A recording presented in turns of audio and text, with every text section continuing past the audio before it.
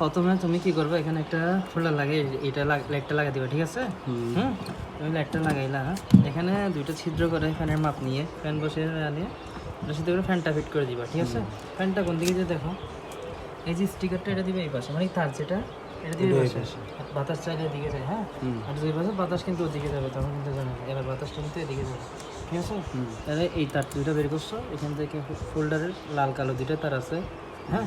আর তোমার কাজ হচ্ছে এই কন্ট্রোলার যেটা, এটার কালো এবং হলুদ তারটা কি করবো ভিতরে দিয়ে দেবে, দেখছো? এই দিয়ে দেখো, দেখে দেখো, এই কালো হলুদ আসছে না, কালো হলুদ আছে, হলুদটা লালের সাথে এবং কালোটা কালোর সাথে লাগাই দিবে, তাইলে লাইটের কাজ শেষ। আমার ফ্যানেরটা বেরোচ্ছে না, ফ্যানের একটা কালো একটা লাল বের হয়েছে না, ফ্যানের কালো লাল কি করবো, অ্যাডাপ্টারের যে লাইন আউট বের হয়েছে ওটার সাথে কালোরটা কালো লালেরটা লাল লাগাই দিবে। এবার এখানে ভিতরে কাজ শেষ, বাইরে হচ্ছে কন্ট্রোলারের যে মেইন কারেন্টের লাইন দিতে হবে না, ওটার একটা হচ্ছে প্লাস আর একটা হচ্ছে মাইনাস, ঠিক আছে? একটা কালো একটা লাল, হ্যাঁ?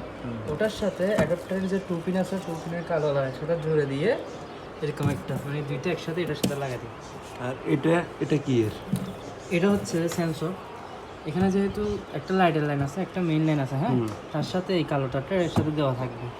এটা তুমি কি করে মিলের ভিতরে নিয়ে আসবে, যে এখানে একটা ছিদ্র করে, এটা হচ্ছে তাপমাত্রা ইয়া করবে আর কি, কতটুকু আছে কতটুকু সেটা ইয়া করবে, এতটুকু বুঝছো কি না?